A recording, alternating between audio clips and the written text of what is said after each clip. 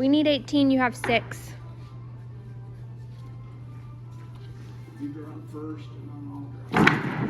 We don't jib our fingers.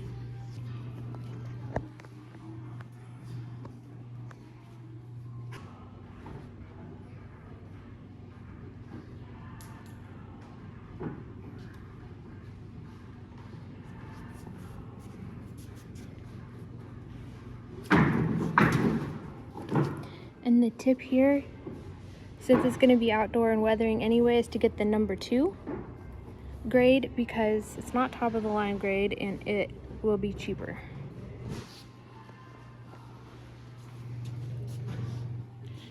And then the other tip is to come in and pick out your own lumber and check it for warping, so you can make sure you're getting the best quality number 2 possible.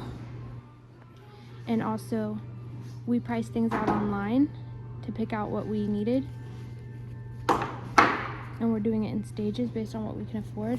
And then Dad actually printed out his cart here. There's multiple pages here. So we've got 2 people unloading, 1 person checking to make sure we stick to the list, so we know exactly how many of each thing we need. And this lumber aisle would be so overwhelming if you were just coming into Lowe's and trying to price it out for the first time without looking online first. By looking online, you can sort by like what's cheapest for the quality that you need that will work for your project. You can take things out of your cart and put them back in until you get the price that you need. And then it's a lot easier to shop when you get in here.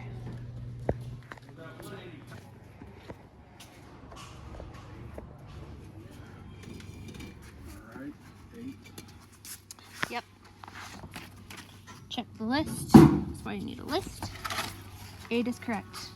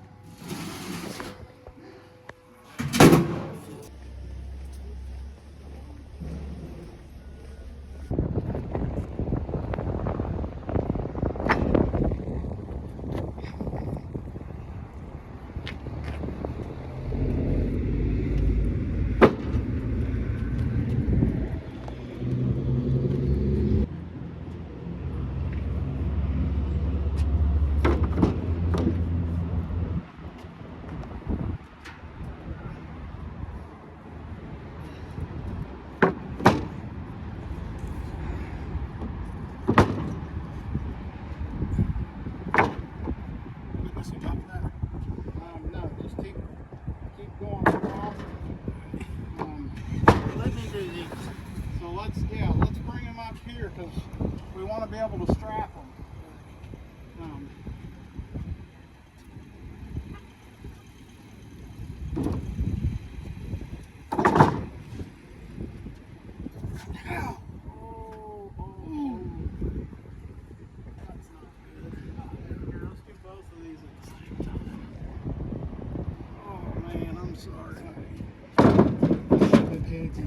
Well, I've done that before, and that hurts really bad. It's not fun. Like, I'm serious. At least it's not sharp, though. I hit that thing the other day. My keys kind of blocked a little bit of it. Let's just take both and then we'll just...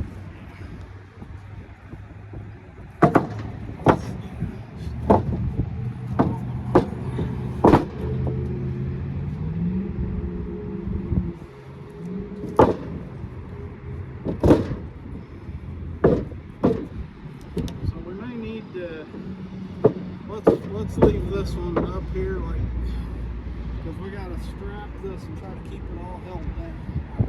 Alright, so where's the return through?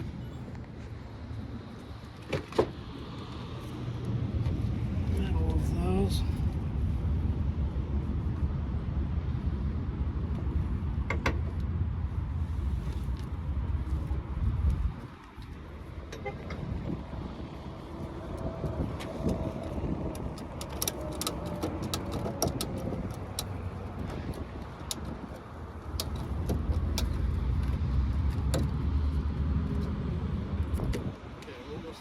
this off.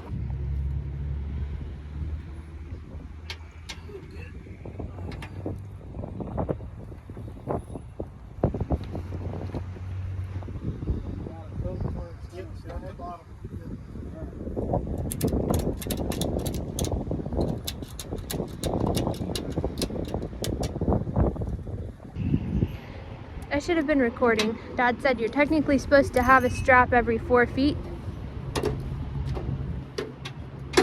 But I think we're just gonna do this one last strap. Oh, hey, we didn't tell you what happened. So we had groceries delivered today because today's our grocery day. And all of a sudden we get a ring at the doorbell. And I was like, hold on, I'm coming. Put some clothes on and ran downstairs real quick. Guess who it was? It was a lady with a little boy and another little toddler. And she was like, hey, we're your neighbors. We just moved into Unit D and they baked us fresh chocolate chip cookies. Ain't that cool? And they gave us a note that said, anytime you want to come hang out with us, you're welcome to come over. So, I mean, they had to be Christians, right? Like, she had such a smile. Whoever they are, they're nice people. Alright, so no further ado. Here we go.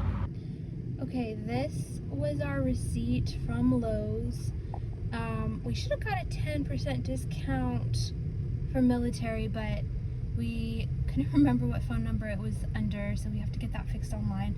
It would have only applied to the block and gloves that we got. But anyway, including my husband's work gloves, which you wouldn't need to buy necessarily, it was $332.74.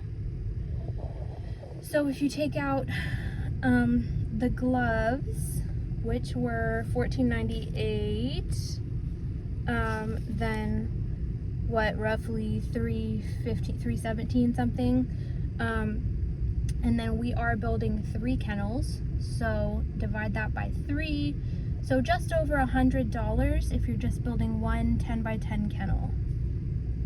So $300 something, it doesn't look like a whole lot of wood and materials, but it is going to turn into a frame, so it's going to cover 30 by 10 because we're doing 3 kennels.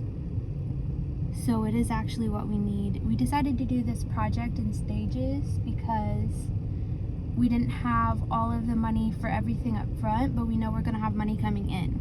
And we know it's probably might take us a while to do each portion of this. It might take us a while to do parts of the project. So instead of having all of the materials sitting there rusting or deteriorating or having to store them or whatever, we can just do it as we have time and money.